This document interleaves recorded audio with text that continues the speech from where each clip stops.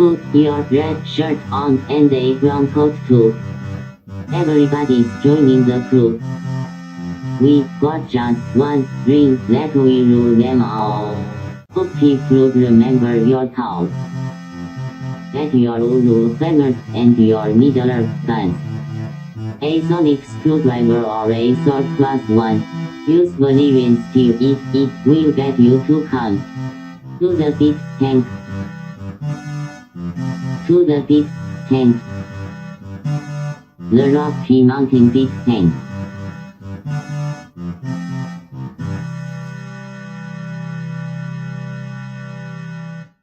Hi, I'm Guy.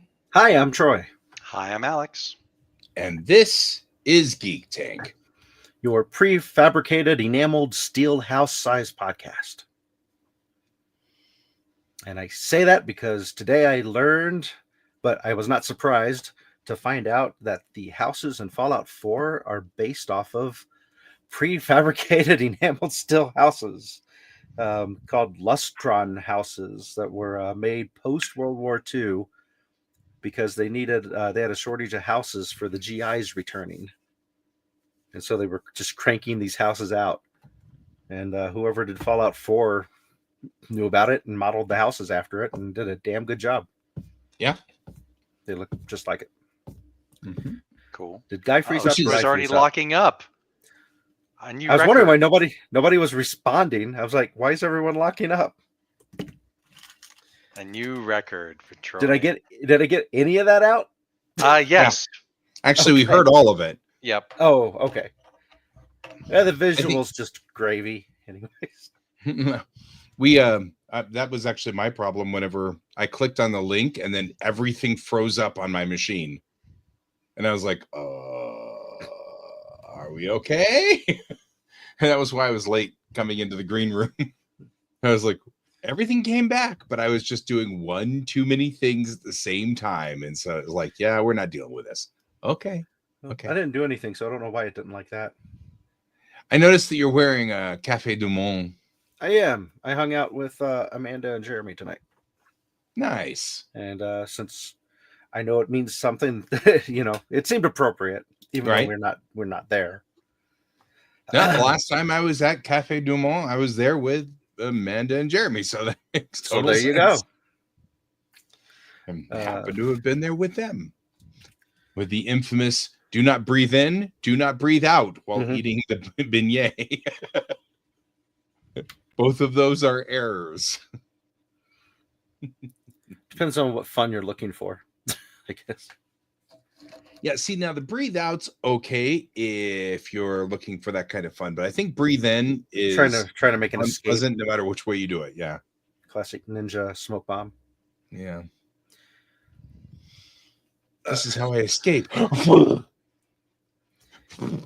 He made his beignet away. Yeah. Your camera's angled slightly down, Alex, and I'm seeing like a fuzzy top of your monitor. Camera. Oh, that's the little camera thing. Oh, okay. It's recessed. It's always there. Is it more than usual? I was going to say, I feel like that's always been there. Yeah. Has it? Oh, where? That is weird that whatever it is that they built it with. Oh, that's the stand on your camera. Yes. Yeah. Yeah, we've speaking of things that make zero sense, like why did they build it that way? We had a problem with our Leaf last night. We ran it out of juice and discovered that once the Leaf, and this is a warning for you, Alex, since you have the same model, once the Leaf has no power, there's no power to open the little door so that you can plug it in. Comedy. And I'm like, who designed this? So and then once what you run out of juice, you can't open the door to plug it in to recharge it. And then what did you do? We had to go through a number of stupid little things because apparently the SL is different than the other 2015s, but there's a manual release, but you have to do all of these like things. Well, turns out that is it the SV? I think it's the SV. The SV doesn't do the things that the other ones that model year. So we ended up we finally figured it out, but none of the online stuff matched. Right. So the step car one, make because- sure you know your exact model. Yeah. So you need to know, but it was still back to the same thing. Well, then I went and looked up my car, and I have a gas car, and it's got the same problem. The little solenoid that releases the gas tank door, if the battery is dead, you can't open the gas tank door. Right. So And it's I'm not like, a direct mechanical connection. why would you do? And then we were talking to somebody who was there at the time helping us out, and they were saying that they knew somebody who they were in a Ford Escapade. I don't know, for a Ford. I guess it must have been an Explorer, and it caught fire.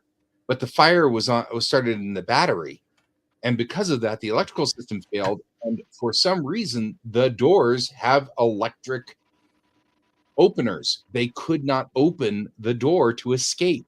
They had to break the window and climb out the window of the vehicle. And I was like, did somebody miss us? Yeah, we did, Brent. Trust me. The owner's manual didn't talk about it at all, about what to do if you train the power all the way down. So then I went looking and Google searching, and Yeah, a lot of stuff popped up when I Google searched, like lots of YouTube videos. all of those are the wrong one. That's the wrong model. Huh. Yeah. And even if you type in 2015, all of those are the wrong model too. The latch is actually from the bottom, not from the top. So the only way I caught on, there's one Reddit post from like a zillion years ago where somebody says, I've tried all this stuff and it didn't work. And somebody else said, oh, I think there's something different about that one model, but I don't know what it is. So we had to still figure it out. Huh. We did. Looks like some of them have an under the hood release. Yeah, that's the thing. So every model except for the SV, you open the hood, take the plastic piece off of the front there, reach in and pull the little trigger. But that's not the case with the SV model of the 2015. That model, you have to reach underneath the bumper and come up and through and pull the trigger.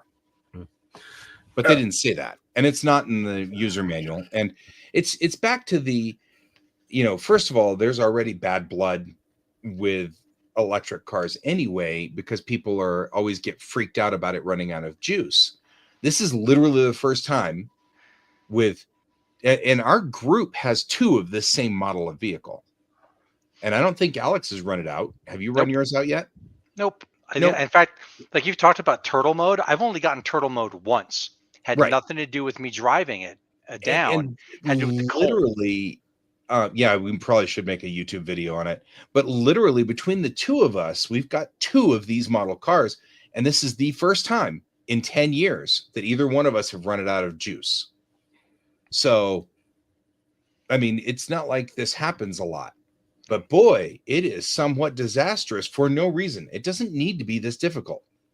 And by the way, when we restarted it and plugged it back in, it wouldn't start again until we actually literally had to jump jumper cables to the 12-volt battery from my car to do that. To jump, we had to jump the 12-volt battery just to give it enough juice for the computer to come back online, so that it would finally accept the fact that it needed to shut down, so that it could shut down in order to charge.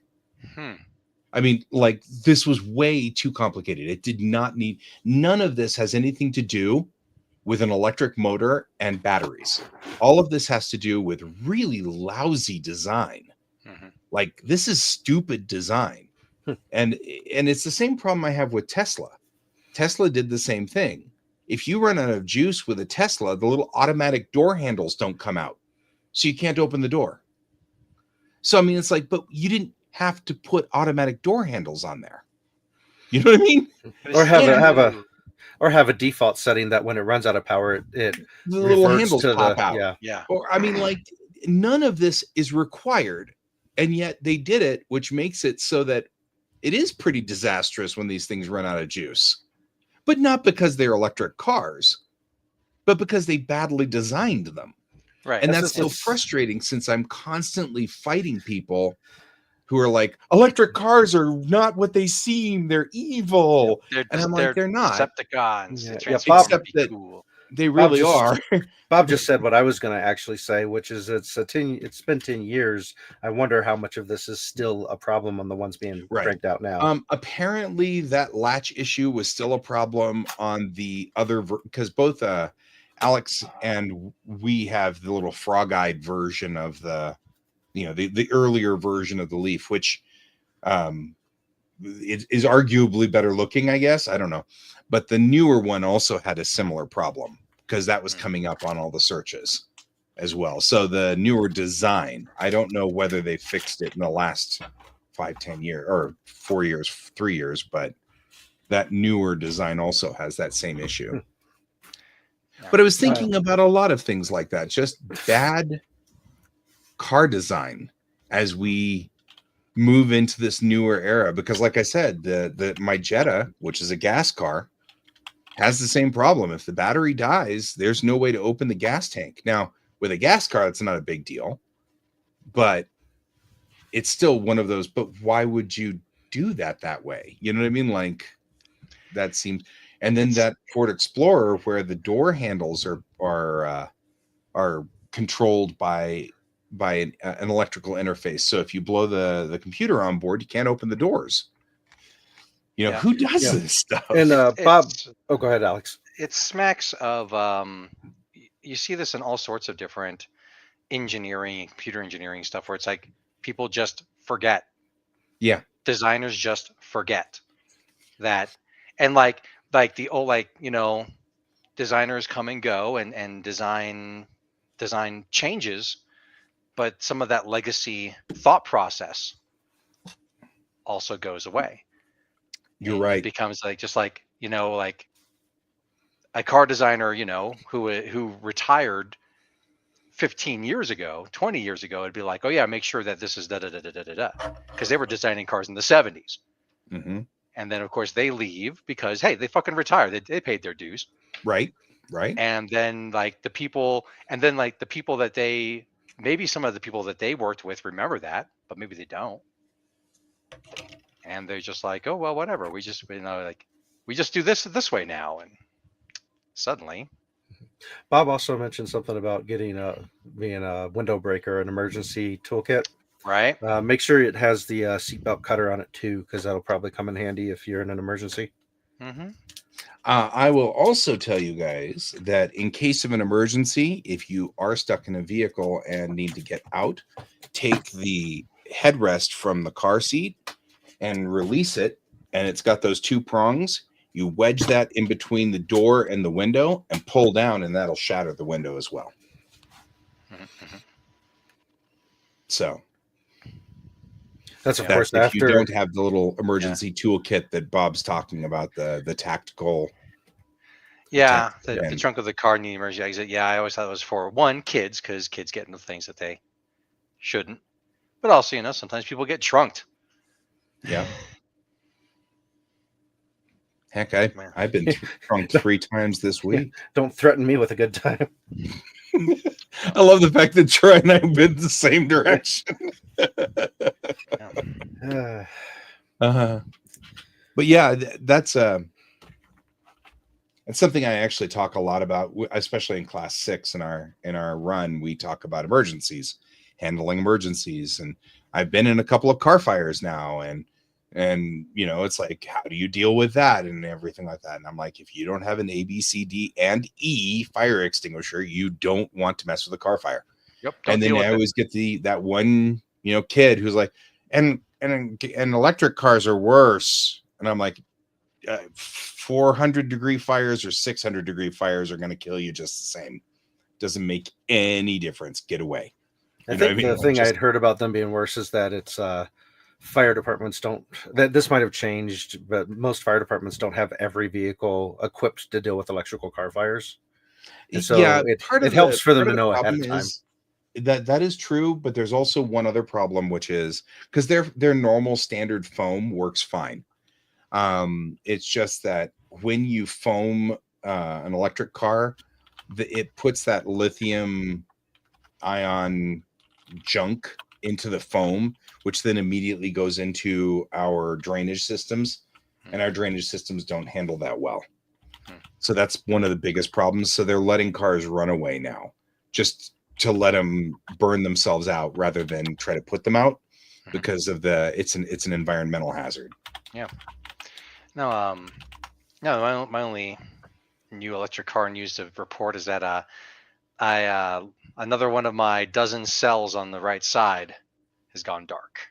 Oh no. 3 down now. Oh no. For a 10-year-old car. Although that should be a welding issue, I would think. If it's a row, it's probably the front cell at the top of the row, which it's 26 bolts and 3 adapters if you want to take it down. There's a certain individual that you and I both know, and he's been dying to get his hands in there. So if you're willing to, he's got an H lift and he's willing to put it up on the lift. Right. Yeah, I just got to take out a loan to get the battery.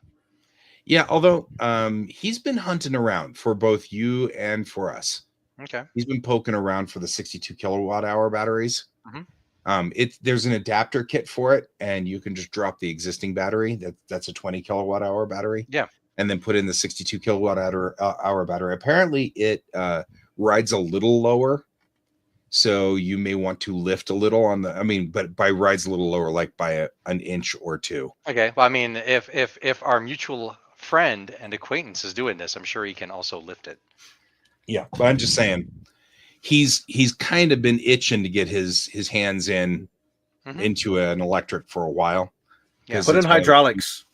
Yeah, so my little shoe car. Yes, that's exactly what Alex needs. However, yeah.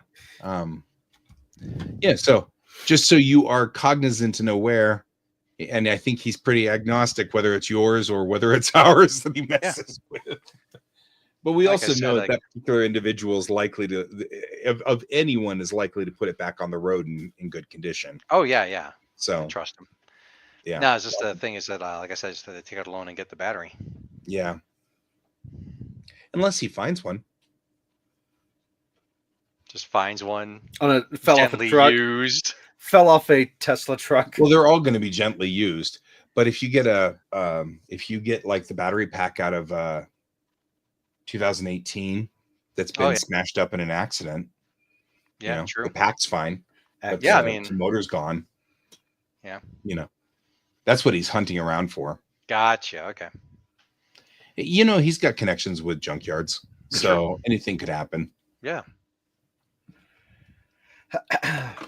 And this has been Car Talk.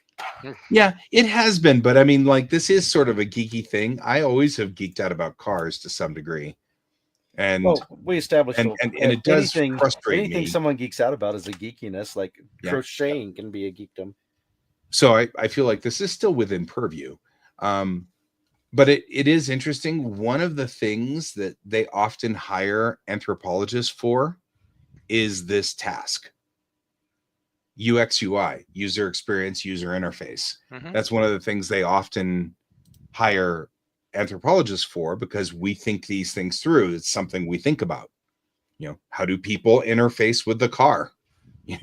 We're already trained on how people work. So you add the car in there, and that's actually, I didn't even know this until I was doing introduction to cultural anthropology, but specifically cultural anthropologists. That's one of the things that they'll do.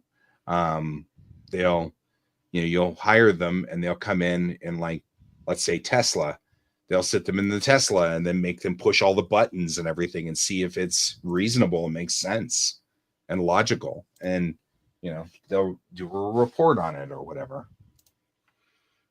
Bob's talking about his pie hole. His pie hole. That's PI. Pluto TV. Used to be a planet television. Now it's just a small moon television. No, dwarf planet. Unfortunately, it's a dwarf channel at this point. So, but it's not. Unfortunately, I'm not sure. I mean, is that a Raspberry Pi that you've been working on over there, Bob? And if so, are you running a Raspberry Pi to run your TV? Because that's kind of cool, actually. Like, speaking of geeky, that's actually kind of kick butt. And if so, unfortunately, you can't see Brent because Brent's over on YouTube, but Brent also does stuff with Raspberry Pis and stuff like that and programming. So, Brent's saying that in Pi-hole you can change the interface to all cars. It didn't work. Where'd it go? Oh, there. Hey. There, done. Ta-da! Oh, block ads. Yep. Pi-hole is a network-wide ad blocker. I see. Nice. Well, you want to block as many ads coming to your Pi-hole as possible. I'm just saying, unless that's your thing. If that's your thing, we don't judge here at Geek Tank. Mm-hmm. If you like having ads in your Pi-hole, this is fine. We won't judge you. Or pie in your ads hole. Space. Yes, I said ads hole. Mm-hmm. Sometimes people need, just a little bit of stimulation in their ads hole. I'm guessing neither of you got a chance to watch the clip I posted on our Discord thing. Oh, you posted the thing on the Discord. Oh no, no, I hadn't watched it yet. Okay. No, I've been watching Letterkenny, and I got to an episode where I'm like, if Guy never left Texas and fell in with a different crowd, I think this would be a conversation that guy would be having, because it's about space stuff and astronauts. About where did you post it in general? The clips and highlights, or clips and highlights. I will watch it later. Yes, now's not the time. Now is not the time, but it kind of reminds me. I saw, and it's been out for a couple years now, but the guy who did the "I'm the Machine" comedy bit, he made a movie of a sequel to the comedy bit, and it's on the Hulu. Is it any good? Or I'm sorry, I don't know. I haven't watched it yet. Yeah, but his bit's funny. His bit's hella funny if you haven't seen it. I showed it to Tara, and she because she's a linguistic, and she thought it was hilarious too. Oh yeah. Yep. Faking a test by not even knowing what the alphabet is. Yep.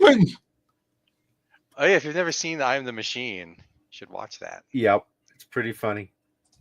It made me think of something, and I just totally lost it. And then what else? Been playing Neo: The World Ends With You. It is not as good as the original, but I still find the gameplay loop compelling. So I'm having fun with it. Let's see. Oh, yeah. Bob's been setting up a media server. I have been slowly collecting all of the Star Trek episodes so that I can do the same thing. I'm disappointed by Paramount. But moreover, I'm disappointed to find that Paramount does not run at all in Japan. So they didn't license that to any other streamers out there? Nope. Not even Netflix or something? Because I know there's I don't know, maybe. I mean, I didn't check Netflix while I was Trek over there. on Netflix here in the States. Yeah, I didn't check on Netflix over there, but the long and the short of it is I'm not willing to put Star Trek eggs in that basket at all. Right. The streaming basket. Yeah. So Star Trek's way too critical in my world, so I've just been gathering them all up in MP4 format and store. I mean, I own all of Star Trek on DVD. It's just that I like it better if it's all here, because then I can randomize it, Right. And that's what I've always wanted, a Star Trek channel that did that, and they've got a live TV channel on Paramount Plus, which I've watched. The problem is they don't randomly show episodes. They run runs of episodes. So they'll do Deep Space Nine episode 43 through 55, followed by TNG episodes 3 through 16. And it's like, there's no rhyme or reason to it, but it's always a clump of them. And I've always wanted one which just literally randomly throws episodes just at a random rate. Yep. And it could be any episode from the set. So yeah, there's oh yes, I need that. Look at the comments. Yeah, there you go. Yeah, I was just saying you also do the VPN trick, but yeah, whatever. It's all good. I get it. It's a service issue more than anything else. It is a service issue. I don't mind. I have always said that I'm a $10 a month patron of Star Trek, and I'm absolutely okay with that. Does not have, no issue. I have no issue at all with that at all. However, I will not be continuing to pay them if I can't get their service Right. in Japan. So, In Japan. if that's the way that goes. See, Brent's got my back. Yeah. VPN, can that be set up for television, or do you have to pipe like a laptop or something through it to do that? Oh, I'm not going to run a real TV while I'm there. Of course not, but I'm asking the question. Oh, yeah, you can't. I mean, we wouldn't do that anyway because TVs don't, I guess smart TVs now can take the channels directly, but Yeah, you probably have to Run it through a laptop. do some. I would feel comfortable running it through like a computer of some sort when it comes to trying to jailbreak your smart TV or whatever. I'm like, nah. Yeah. There's episodes of British TV shows that I would be able to watch if my service was in a different country. Mhm. right. So Yeah. VPN would be the way to go. Yeah, and like I mean, and I haven't cracked either of my TVs, but the TV over there is plugged in directly to this computer, so I would just VPN the computer. Yeah, that's.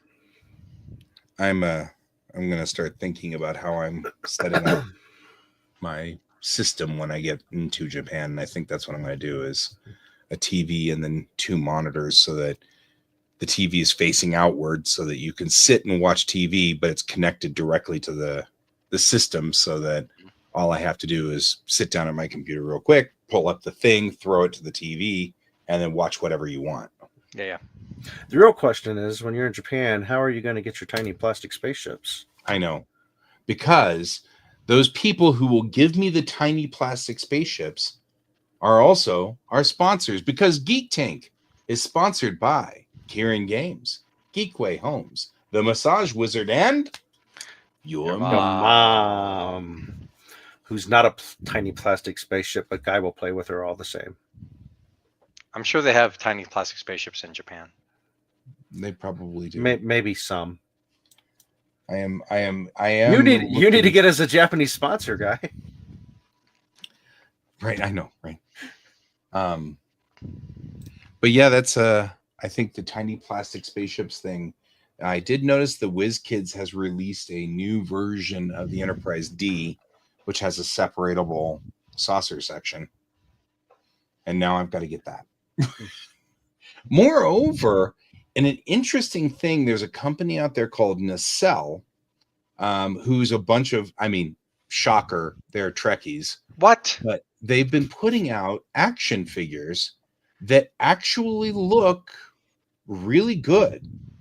Exo9's been, is it Exo9 or is it Exo6? I can't remember, but there's a company out there that's been doing really nice. Are they the taller ones, the 6-inch action figure or 11-inch action figures?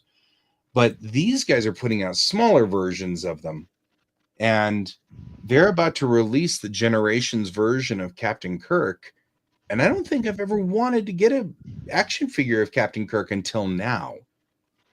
And I was like, because it looks like Kirk. I mean, it really does. Usually action figures don't look like, they look roughly like the character. But this actually, he's, it looks like Bill Shatner. Like they did a pretty good job. And I'm like, I could stand to have Captain Kirk standing here. I could do that. That'd be fine. Like it's pretty good. I mean, I'm pretty impressed. I saw that WizKids was releasing Pathfinder minis. I find that to be fascinating. Like, yeah, because they've already put out minis, Mm-hmm. mini minis of the characters from the books and the covers and stuff. So that makes sense. Yeah. From the art. I Yeah, should Brent, say. that'd be perfect, by the way, responding to your plans to Florida and here. So That would be ideal. And whatever drive you bring, we can I've got a huge, massive 16 terabyte drive that Oh I'll my. just dump everything over onto as I scan everything. And then at the end of that scan, I'm going to, after all this paperwork that I have scanned and all this stuff that I have scanned, I'm going to duplicate it and then give a copy to my sister so that if anything ever happens to the drive, because we've got literally now decades of family history on this drive. So over spring break, in the ancient art of not having a plan for Geek Tank tonight, I'm just going to keep hopping around on different topics until something strikes. I was going to ask about the Pathfinder stuff because I thought Pathfinder miniatures have been made for a while. And I was wondering which company made it. We'll go with that one because I was about to go off topic again. So I'm pretty sure I saw some of those, like when we were like looking at those minis, getting minis for our characters and stuff. Yeah. So I remember a fair number of years back, the fan group Heroescapers that was keeping Heroescape alive after it had died were using some of the Pathfinder miniatures as their standing characters that they were making for the game. Mm-hmm. And I was trying to see what company it was. I think it is a different company, actually, now I'm looking at it here. Maybe. Cool. I'm just doing my nails. WizKid Battles. Oh, okay. Is that there? Is that WizKids? I can't tell now. Usually WizKids sticks their name like all over everything, so it's hard to tell. Nope, it's WizKids. Yeah, I guess they've been doing them longer than I'd expected. So what was it? Yesterday, sometime like within the last week, a stunt martial artist guy passed away, 75 years old, who a lot of people might not know him by name, but you've definitely seen him in movies. His name was Richard Norton. He played the main bad guy in City Hunter, who was the not the one that was like dressed as Ken in the fight, but the one who was organizing the whole thing. And he's done various other Jackie Chan films and did the stunt double stuff for what was that fight scene recently? I am totally forgetting which one it was now. Suicide Squad with James Gunn. So he organized a lot of the Harlequin fight scene when she's running down the hallway. Haven't actually seen it, but okay. Okay, it's actually I really liked Suicide Squad, the James Gunn one.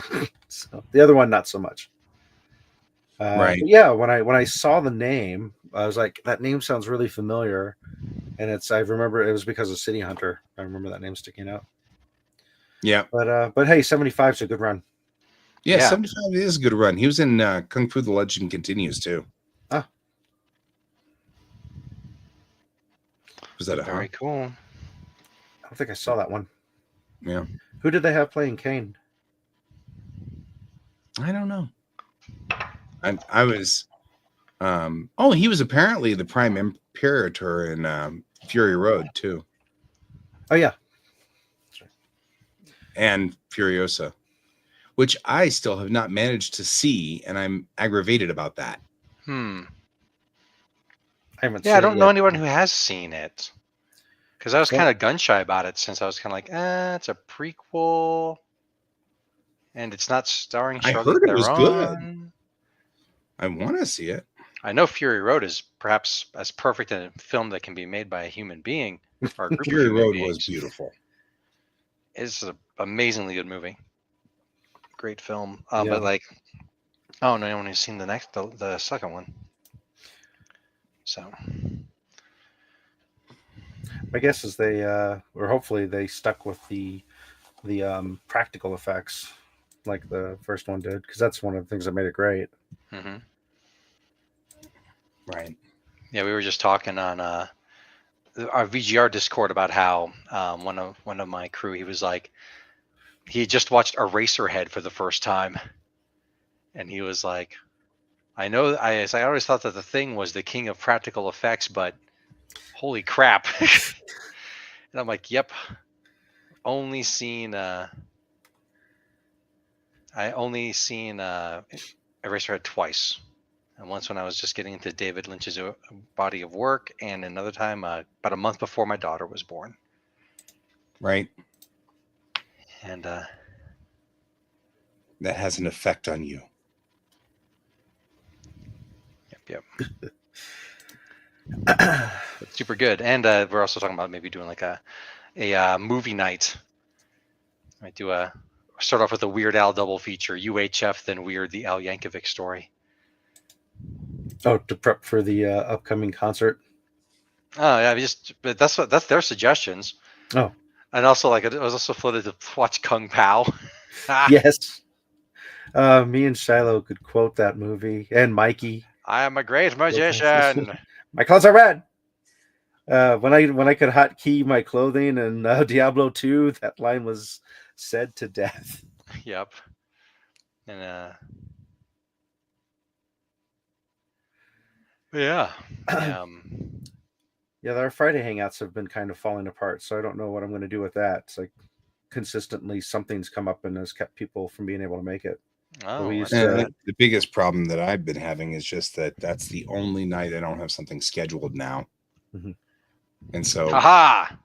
it's scheduling something on that night means that I pretty much have to be somewhere doing something every day and every night.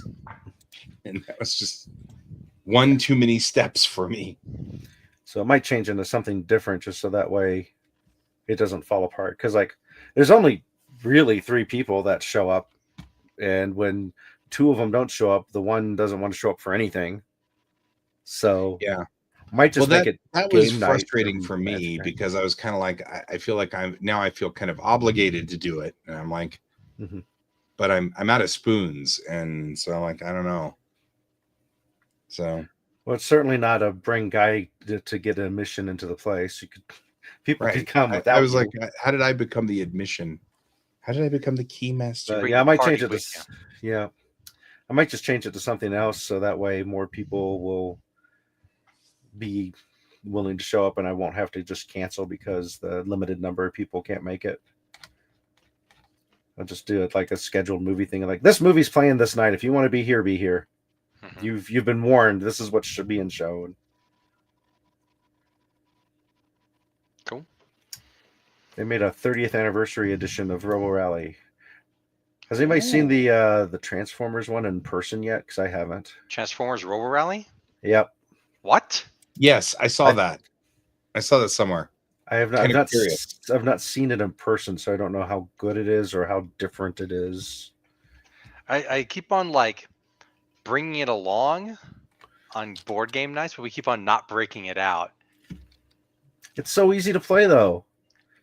It I love is. Robo Rally. I didn't know that. Robo Rally is one of the best board games ever made. And it's so like obviously like it's so awesomely Awesomely awesome. awesome. Well, no, it's just about programming. It's like it's Yeah. such a great like how to program thing. I love it. So like what comes in this edition? Dual layered player boards, wooden tokens, priority token, painted minis. Plays up to 8 players, adding Twitch and Trundlebot included. I'm OG Robo Rally. They were always in there. Yeah. 4 new double-sided game boards. Nice. Cool. Yeah, because I've got the original Robo Rally and the first 2 expansions. And Troy painted those minis. Thank you, Troy. You're welcome. I was really proud of that paint job. Yeah, they're cool. Especially Looks like they've got an RC. I think it's a Bumblebee. It's kind of hard to tell. The picture is very, very small. Yeah, there's Transformers version. Robo Rally. There's all sorts of new expansions. Yeah. Huh. But yeah, there's a Transformers version.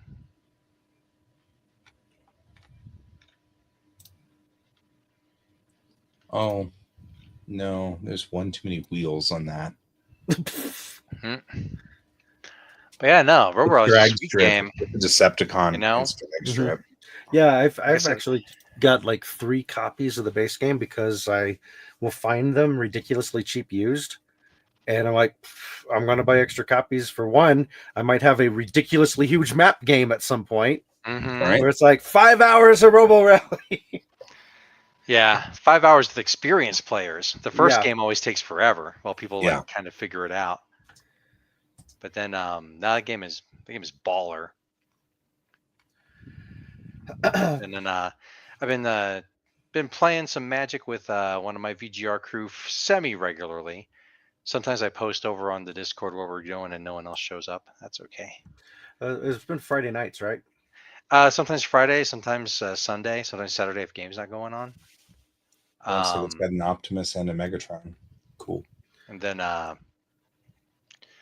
but yeah, I usually post on the Discord because I don't want to sit there and try to remember who to send the text to. Yeah, I think the last time I saw the Friday one, we actually did have people over here watching stuff. Yeah, it's all good. Yeah, last time we actually played up at Thane's table up in my neck of the woods. But sometimes we were playing at Elysium semi-regularly, and that's shut down for now. And I was going to say, are they officially down? Yeah. At this point? Okay. Oh yeah, they've been I wasn't down for a sure couple when weeks their at this wasn't point. sure when their last day was. Yeah, it was mid-month. And then we've gone down to Enchanted Grounds a few times too. Yeah, they're doing a CEDH event coming up really soon here. Is that the one with like $1,000 prize or something like that? Yeah. Yeah. Tara saw that. She's like, "You gonna play in that?" I'm like, "I have not been competitive for years. Yeah. If I was gonna be doing that, I'd be practicing every day." And CEDH Right. is for real. Here's your Yeah. here's your meta. Here's the decks that are good. And Mhm. if you're playing a certain commander, then your list is 95% the same as another person playing that same commander. But yeah. And then I actually wound up playing there's a so Denver Beer Company's got a Magic group, but they pointed, I went there a few weeks ago, and they pointed me to this other group that they sometimes go to. It's a disc golf place and brewery, but they play Magic there like almost every night of the week, apparently. So I went over there yesterday and played, and we got into like the second game took twice as long as it should have because it just had a ridiculous board state. Just bonkers of like the different interactions going on for everybody. It's like, what is happening here? This is just getting stupid. Yeah. Oh, looks like Bob me in your neck of the woods, Troy. Yeah. On Wednesday. Back before I went and competed in the Crocono tournament in South Carolina, my paired play partner and I were getting together once a week and practicing like hardcore to get good at the game. Mm-hmm. And we weren't able to make it on a Thursday, so we did it on a Wednesday, and I happened to run into Bob there on that night. Cool. But we're back into practicing on Thursdays now. We're starting this week because we don't want to fall out of competitive edge. Yeah. And it's one of these things where it's probably about 10 to 15 people show up once a month at the Crocono Club to play casually, and about 5 or 6 of us really want to get good at the game. So we play really competitively. And so we're like, how do we start? We need to start a league so we can have like the top of the top going against each other so we can get better. So it's I was thinking of trying to start something weekly at Enchanted Grounds too, just to try to get more membership because it's free to join. Just get people to play. Yeah, but there will be definitely a big Crocono tournament at IndieK, singles play. If enough people are interested and people want to play paired play, then we'll do that too. Yeah. I played in a paired play tournament once. It was really interesting. You had a different partner every game. Oh, okay. And so it was randomized. Yeah. And so your wins per game is what still counted. But so that way I could be your partner, Alex, in one game, the guy's partner in another game, but I could ultimately still be the person who won because I had more wins total out of the whole thing. Yeah, and even if if Crocono is a hit and you don't do a doubles tournament this year, do it next year. Yep. Give people time to do it. And that's one of the things in the conversation I had tonight was talking about prizes. And I think the free pass to next year is going to be the top Crocono prize is what it's sounding like. And then for the other game stuff, it was recommended to me that I just pick a game store somewhere like Black and Red or something, Mhm. and just do a gift card for the top price for that. Yeah. And I'm like, why not? Sure. So good suggestions. I'm going to go with them. Mm-hmm. Cool. Do you think you would want to try to get the stuff together you would need to run the Kobayashi Maru guy? Or are you going to be there? Because you're I'm technically going to be not there, certainly. You're just shooting arrows for the open ceremony mainly, right? That's it, man. Just shooting arrows. Mhm. I don't do anything else. No, actually, I think that my status at NDK will change to guest. I just don't know whether it's going to change to guest this year or not. But I think it last is. year was pretty mild as far as the workload was concerned. Okay. And so I can't imagine it being more complicated this time. I think the reason that we didn't do it last year was just could not get everything organized in time. I couldn't find my D7s. Mm-hmm.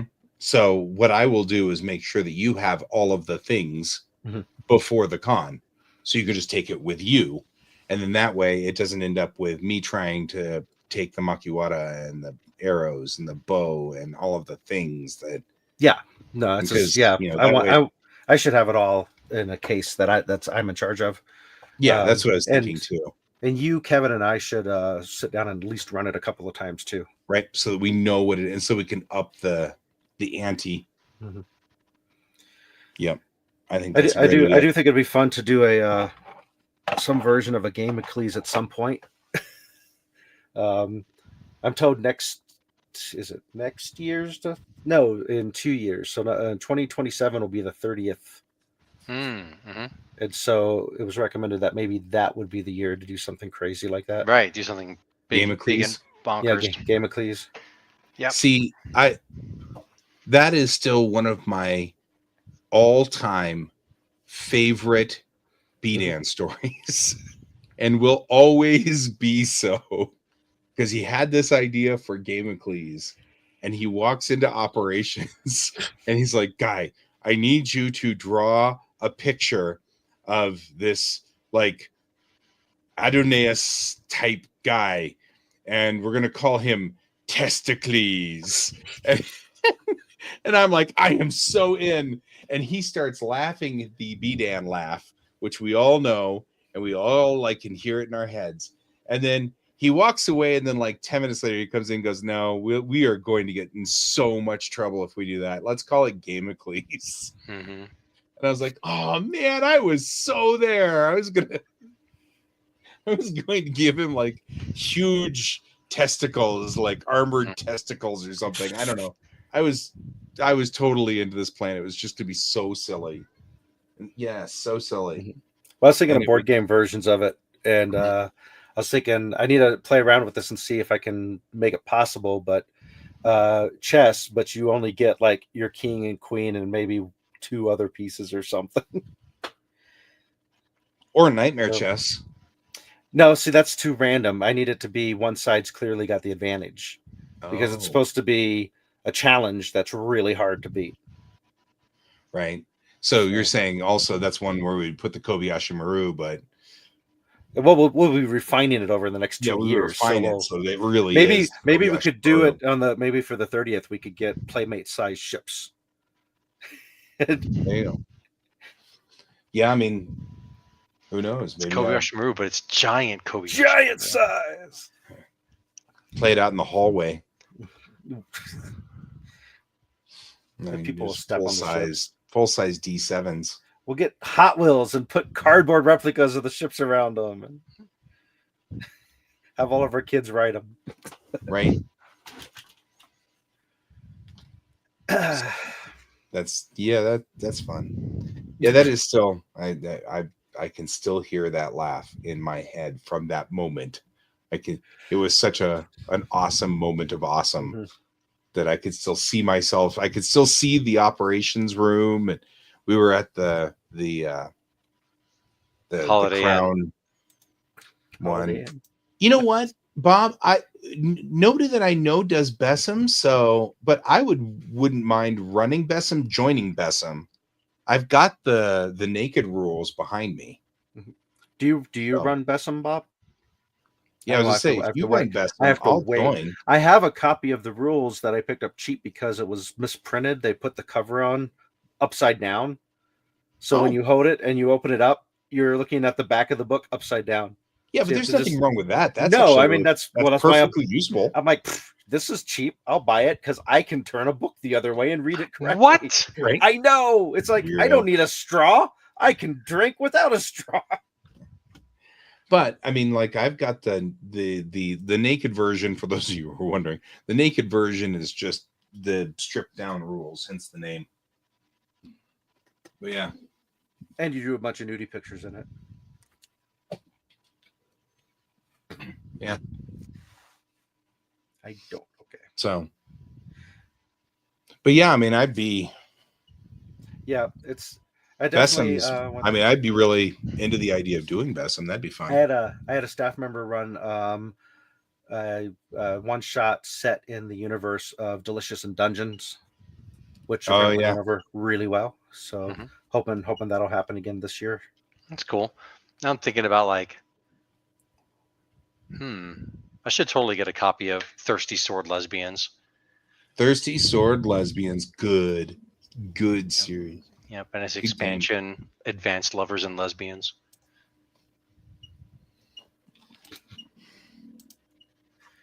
Yeah, actually, I think Bob may have prompted something. Yeah, and I still want to run. I'm just flipping through the book here, and I'm like, I don't know, this looks like so much fun. Yeah, I still want to run a game with Deliria. Yeah. Which one? Deliria. Oh, I think I remember you telling me about that. Yeah. So is that what you're going to GM after we fail spectacularly? Bessem? Yeah, we're gonna run a Bessem game. Are you talking to me? Yeah. I was just thinking of running a Bessem game at IndieK. Oh, okay.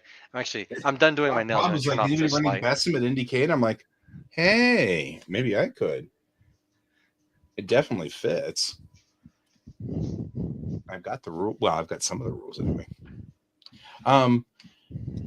No, I was thinking of going Savage Worlds if I'm continuing on because I like that system. It's simple. Yeah. And uses all the dice, which justifies the usage or have the possession of all dice because it uses all of them. Yeah. But cool. Which always a plus. Drop Fleet Commander.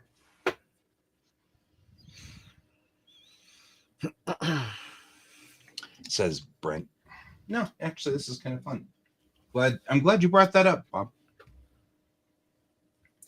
Yeah, that's there's also one of my staff has apparently ran the L5R role-playing game before and has talked about Rokugan. Yeah. Adventures in Rokugan. Has talked about wanting to do that, and I'm like, do it. Right.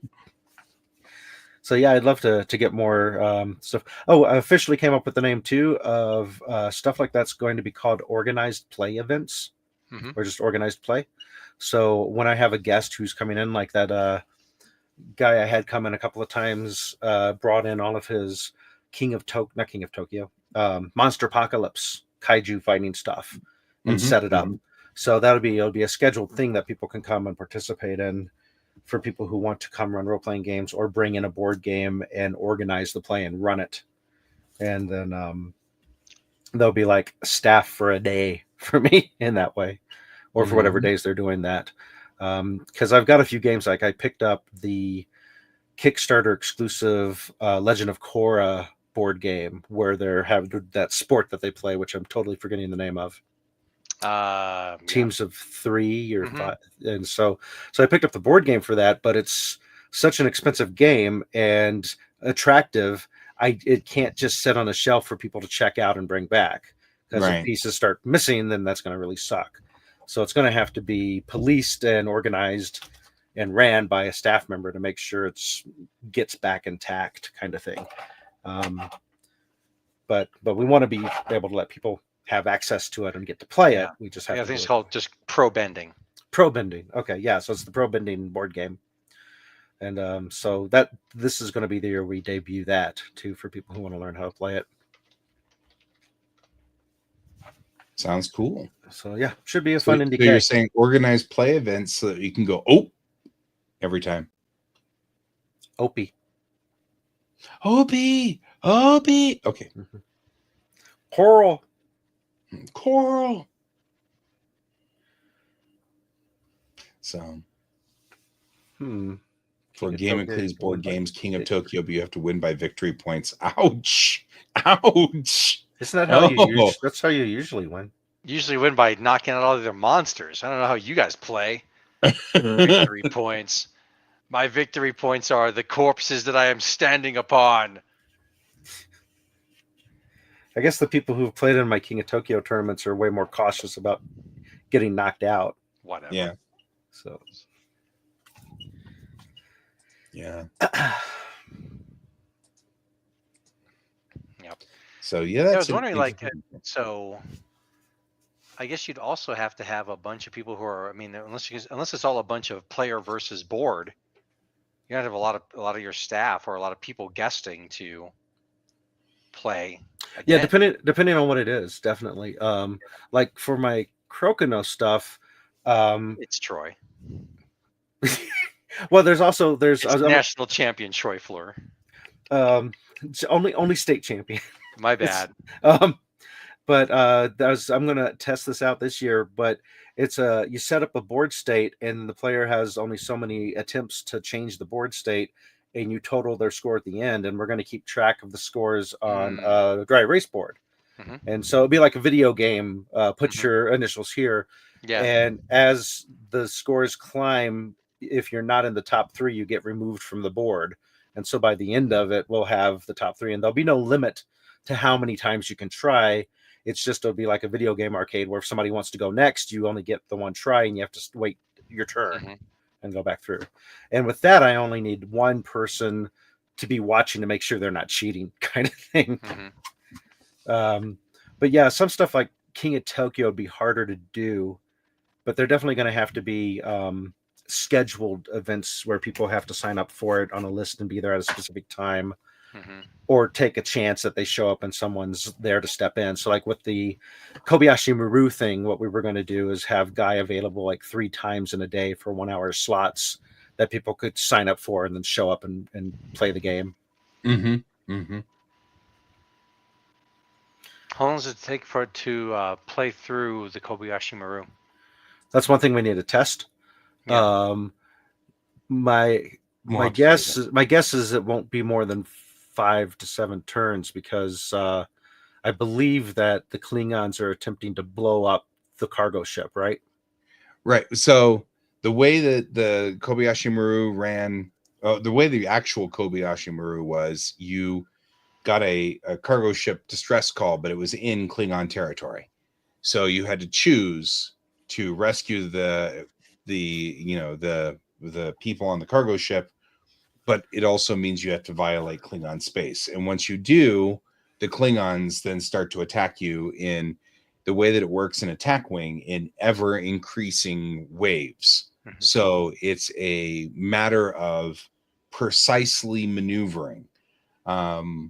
There's an upgraded version of it that has obstacles in the way. So not only do you have to precisely maneuver, but you have to maneuver around asteroids and things like that. Right. And in Attack Wing, if you strike an asteroid, not only does it damage your ship, but it stops your movement. So it's one of those things where if it's kind of like running the Kessel Run. Yeah, I understand that it's difficult. That's not my question. How long does it take for a player? I understand what you're saying. Or the average amount of time for them we've to never lose. played it. So the version I'd come up with that's a lot simpler and should run faster is one player gets 3 kitted out D7 ships versus 1 sort of kitted out Enterprise. So you will be outnumbered by 3. So if you put it in a point value, you'll have 50 points of resources versus 150 points of resources. And it's going to be who survives the longest will be like the secondary thing. But if anybody can kill all 3 of the Klingon ships with their one ship, that would be the win, because that's the impossible part. And there'll be points lost for if the Kobayashi Maru is destroyed, because the aggressor, who would be Guy, would be coming in with all 3 Klingon ships trying to do as much damage as possible, trying to get you out of there. Yeah. Then whoever the other player is will be trying to maneuver in, and there's rules for like doing teleportation, or not, for teleporting people off of ships. And so they can try, that could be an option. They could try to teleport the crew from the cargo ship that they're shipping, get out of there. But at my best, I killed an opponent in a tournament on my very first turn in the game.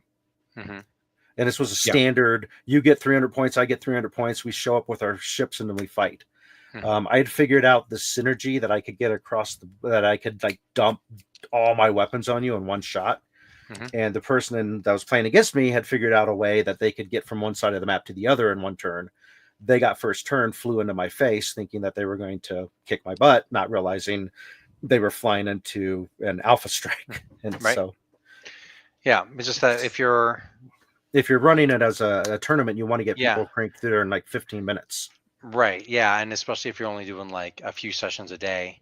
Yeah. So, yeah, I mean, when we did Game Eccles, one of the things over at Past 10, one of the things that we did was it was definitely, I mean, it's all video games all set up, and it was very intimidating to people. So we didn't have like a huge line most of the time. But it was also like, the way that we did it is like, here are your 7 games. And we would tell people, I was like, well, what do you do on this one? Well, this one is when you do this, and this one you do that. And they could pick. And if they picked a game and succeeded, they got to pick a second game. Oh.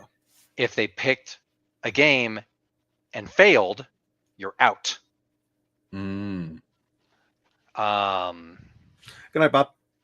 So it was like, and so it was like people were definitely playing their strongest games.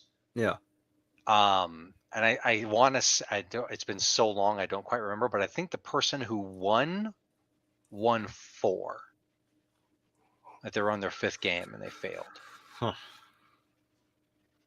But the guy was also really cool. I think it was one of the Panther Comics guys. Yeah. And he, we had this big old box of prizes, and he like took like the Dragon Ball Z scroll and gave the rest away. Baller move. Yeah, baller move. But yeah, no, I mean, that's how we ran it. And so it was also a little bit different. Like we didn't have, we can only play certain games in certain sessions, because then if somebody, definitely want to get that word out so people can have a good idea of what they might want to be able to do.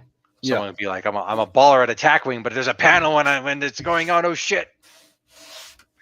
So yeah, but good thing we got 2 years. Right. Yeah. Yeah. Yeah, we might we're always talking about revisiting that idea too, but I don't think any of us want to get that good at a video game again. So we'll see. Sounds like a thing. Yeah, I don't think I got any video game skills that would be able to be at that level that I can think of. Oh, I mean, because like you're saying, like you're still sickening Crocono to make sure the rust doesn't creep onto your skills. And yeah, when I was practicing for Game Eccles, because that was another thing too, with our Game Eccles, everybody's challenge, the person who put that challenge up, had to be able to do it on demand. Right. So if someone said to me, if I'm like, well, the battle royale, it's Super Smash Brothers, maximum, you versus 3 AI teammates, maximum difficulty. You have 5 minutes to get a double and end with a double-digit score. And people are like, that's fucking impossible. I'm like, watch me, and do it.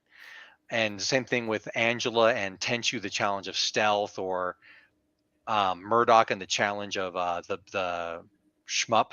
Mm-hmm. It was like Giga Wing on the hardest difficulty, make it through the first level, and without dying. If you die, you're out. Without dying, yeah. No dying and stuff. And so like people are like, what? Giga Wing? No way. And he's like, they're like, with enough prep, I could see whatever challenges coming up with, just filming it And then since we have social media and stuff for the thing of having as part of the promotional thing is like, you need to do this. Here it is being done. It can be done Mhm. type thing. So like one of them is like the Crocono challenge is being able to remove all the 8 discs and get a 20 Mhm. type thing. And so, Mhm. yeah, I think just filming it that way you don't have to do it every time. Right. But yeah, it definitely should be proven that if the challenge needs to be doable. It needs to be. Right. It needs to be obtainable. Yeah. Well, we are past our time, as you had pointed out. We've already lost our Bob, so we should probably no. wrap it up. Temporarily. Bob! It's only temporarily. We'll get him back next week. Yeah. He respawns. All right. Well, unfortunately, that does mean that that's all the time we have for today. We will see you all next week. Thank you for joining us, Brent and Bob. Good to see you guys here, and all of you who also joined us but didn't say anything, which is fine. The three and other for all of Brents. you and Argentina and all the ships at sea, I'm going to say that's all we have for today. I've been Guy. I've been Troy. And I've been Alex. And this is Geek Tank.